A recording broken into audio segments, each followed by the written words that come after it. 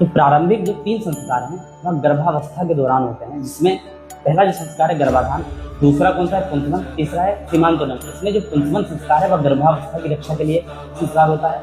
तीसरा जो संस्कार है सीमांतोलन वह उसकी मानसिक वृद्धि के लिए होता है। चौथा जो संस्कार है उसे हम जात कर्म कहते हैं। इसमें क्या होता है, जो नवजात शिशु होता है उसे शहद को चटाया जाता है, किस संस्कार के तहत, जात कर्म संस्कार के तहत। उसके बाद नामकरण होता है, जिसमें बच्चे का नाम रखा जाता है नवजात शिशु का।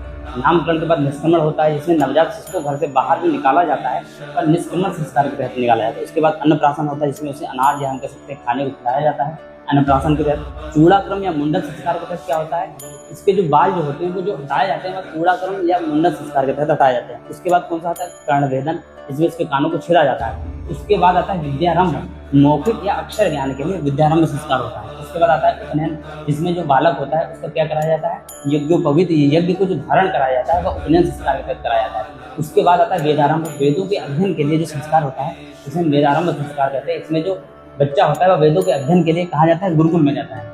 समावर्तन जो संस्कार होता है उसमें क्या होता है कि जब वह वेदों का अध्ययन कर लेता है, जिसके पास जो दंड होता है उसे जन्म में विसर्जित करके घर को जो वापस आता है वह क्या है, समावर्तन संस्कार। इसके बाद विवाह संस्कार होता है, इसके बाद वह गृहस्थ आश्रम में प्रवेश करता है।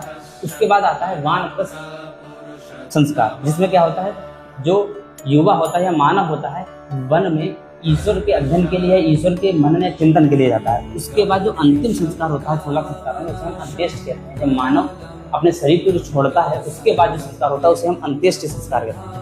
यह जो 16 संस्कार की जो व्यवस्था है यह हमें बाद के जो स्मृतियाँ हैं या हम वेदांग, जिन्होंने हमने बताया था जो 6 जो वेदांग है उनमें जो कल्प सूत्र, उसमें जो 16 संस्कारों की जो लिस्ट है वह उनमें दे रखी है। हालांकि ऋग्वेदिक या उत्तर वैदिक काल में इन संस्कारों का किसी न किसी रूप में पालन किया जाता था। जैसे कि जो उपनयन संस्कार है, वानप्रस्थ, अंत्येष्टि या उपनयन जो संस्कार है, इन सारे जो संस्कार हैं इनका प्रचलन ऋग्वेद या उत्तर वैदिक कालीन जो व्यवस्था थी उसमें था, पर इनका जो व्यवस्थित जो विवरण बाद में हमें देखने को मिलता है, किसमें मिलता है, कल्पसूत्र में, या जो स्मृतियाँ हैं मनुस्मृति या याज्ञवल्क्य की स्मृति, उन स्मृतियों में इन 16 संस्कारों की जो लिस्ट है वह हमें दिखाई देती है।